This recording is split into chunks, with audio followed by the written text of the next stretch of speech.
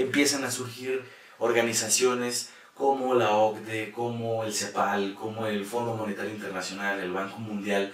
que apoyan económicamente a muchos países, pero también inciden dentro de sus políticas públicas. Al hacer los préstamos necesarios para que un país salga adelante o invierta en algunos proyectos de desarrollo social o de desarrollo de infraestructura, por ejemplo, también incide dentro de sus políticas, porque para los préstamos les pide que hagan ciertos cambios para tratar de establecer quizá alguna ideología de manera internacional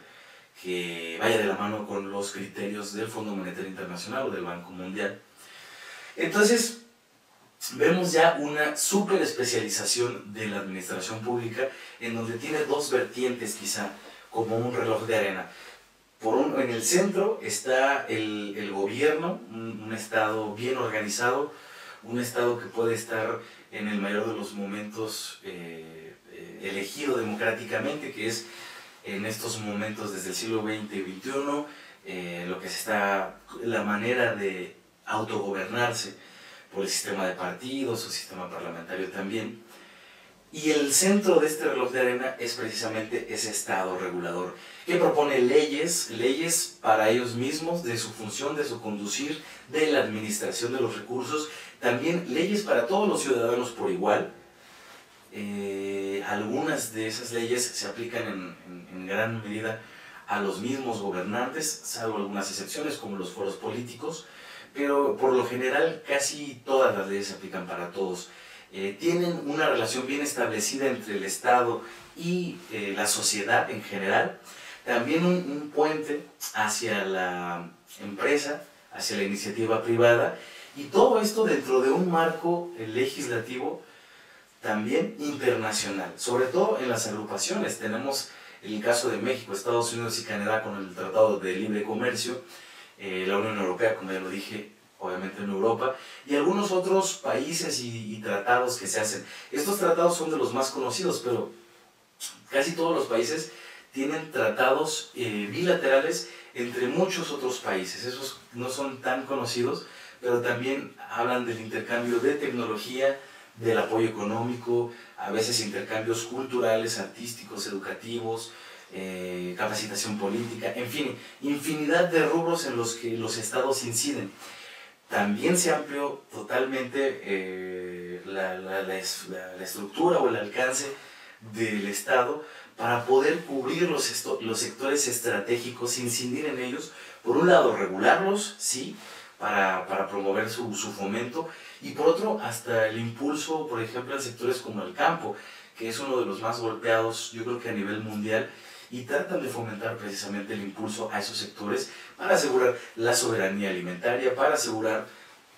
una estabilidad económica y siempre tratando de actualizarse a las necesidades nacionales, internas e internacionales. Yo vivo en el Estado de México y actualmente, si ustedes lo ven, el mapa geográficamente es como una herradura que encierra de la parte superior al Distrito Federal. En la mayor parte geográfica del estado se encuentra del lado oeste, donde está la capital, que es Toluca, y hay mucha cercanía y comunicación entre los distintos niveles de poder estatales y también para la sociedad. De ese lado, sobre todo los municipios que son la mayoría de ese lado. Hay un problema que tenemos los que vivimos en el lado este, en el lado oriente. Municipios como Teotihuacán, Ixtapaluca, Chimalhuacán, Ciudad Nezahualcóyotl, Texcoco, obviamente, Tepetloxtoc, Chiconcuac, Atenco, Acolman, en fin, toda la parte oriente del estado. Hay muchos de los trámites, muchas cosas que se tienen que resolver y solamente se pueden hacer en Toluca, como un caso concreto. Aquí hay algunas facultades de la Universidad Autónoma del Estado de México y para contrataciones, para algunos cheques o trámites en especial, tienes que ir hasta Toluca, atravesar todo el estado, pues sí, el Distrito Federal, la Ciudad de México, y llegar hasta ese otro lado. Para muchas cuestiones, sí hay aquí un centro cultural dependiente del Estado de México y todos los artistas que van a presentarse en ese lugar tienen que ir a hacer contrato y ir a cobrar hasta Toluca.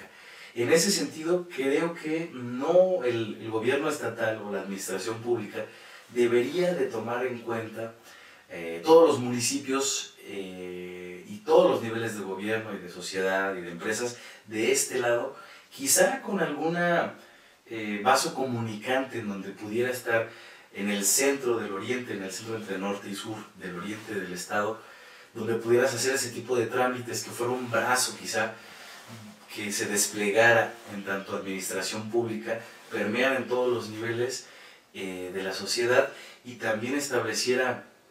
esta nueva forma de relación para no tener que desplazarse tanto para resolver los problemas que están sucediendo o las necesidades que tenemos en esta parte del estado, tener que irlas a resolver allá. Falta un poco de atención y de manera honesta, de respuesta con franqueza hacia las necesidades de esta parte del estado. Y en el caso de la administración nacional, creo que un cambio favorece a cualquiera, porque eso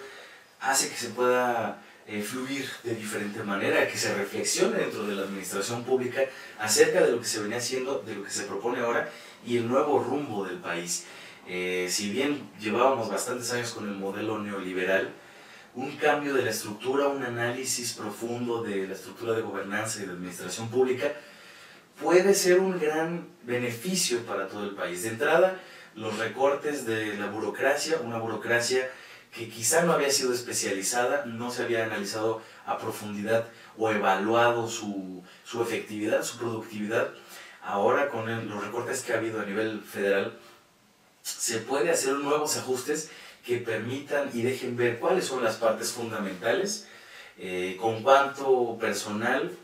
o funcionarios se puede sacar adelante de una manera eficaz y eficiente, y dónde se puede poner mayor atención donde antes quizá no la había.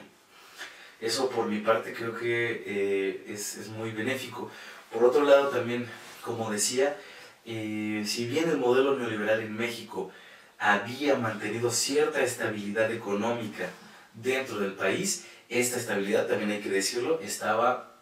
sostenida por muchos préstamos. Tal es así que la deuda pública ha aumentado tanto y dejaba de lado la producción o el aumento del Producto Interno Bruto desde la producción misma del país y todas las trincheras económicas, por así decirlo, que se pudieran dar a nivel macroeconómico como Estado. Entonces, al hacer los préstamos se tapaban algunos huecos. Eso mantenía un poco la estabilidad, pero ahora se están empezando a quitar esos préstamos, esos huecos, y se empieza a ver realmente las áreas de oportunidad de la administración pública mexicana,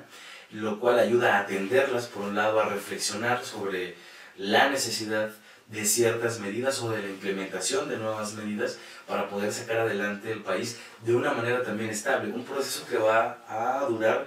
algunos años, yo no sé cuántos, estimo que quizá unos 10, si sigue este cambio de modelo, pero que además va a permitir ajustes que van a ser bastante saludables para una economía en desarrollo como es los Estados Unidos mexicanos. El estudio de la ciencia de la administración pública, de la gestión estratégica, de la gobernanza del Estado, nos ayuda por un lado a avanzar como sociedad, también nos enseña a cómo conducirnos como ciudadanos ejemplares, que es el ideal de también parte de la administración pública, o es una de las partes de la administración pública, el papel de los ciudadanos, sus obligaciones, sus derechos y su relación para con el gobierno, para con las empresas y entre ellos mismos. Entonces, el mejoramiento o la estabilidad también de un Estado, de una nación, no recae totalmente en su gobernanza, en sus gobernantes, en sus funcionarios. Claro que son parte fundamental porque van marcando la pauta, van cambiando las legislaciones y las políticas con las cuales nos conducimos, pero parte de ello es también hasta qué punto se siguen estas responsabilidades y se respetan estos derechos entre los ciudadanos y el bien conducir de las relaciones entre ciudadanos y estados. Por mencionar un ejemplo de esa relación, la corrupción. Un Estado corrupto atiende también a ciudadanos corruptos. Entonces, el bien conducir de la sociedad puede hacer que un Estado se estabilice y avance. Aquí cabría quizá la pregunta de cómo poder hacer que la reflexión sobre la administración pública permee hasta los ciudadanos y los haga partícipes de ello, no solamente quizá con sondeos o encuestas nacionales del sentir de los ciudadanos, sino también cómo se hacen partícipes dentro de esa reflexión, tanto el activismo, las organizaciones no gubernamentales, pero las amas de casa también, los estudiantes, los trabajadores, cómo se les puede hacer más conscientes acerca de su papel dentro de una sociedad y de qué manera pueden incidir en ella desde su papel social. Por ese lado me parece pertinente, dentro de mis conclusiones arrojo esta pregunta, me la arrojo a mí mismo y deseo durante este curso poder proponer alguna respuesta posible, ¿no? Que después se pueda aplicar. Por otra parte, revisar todos los casos históricos acerca de los modelos, de las estrategias que se han implementado, sobre todo en la época moderna, de los estados, ayuda a poder hacer un análisis más concreto y propositivo de las políticas que inciden sobre nosotros mismos, a nivel local, tanto municipio, estado, como también a nivel nacional. Esto como ciudadano creo que puede ayudar precisamente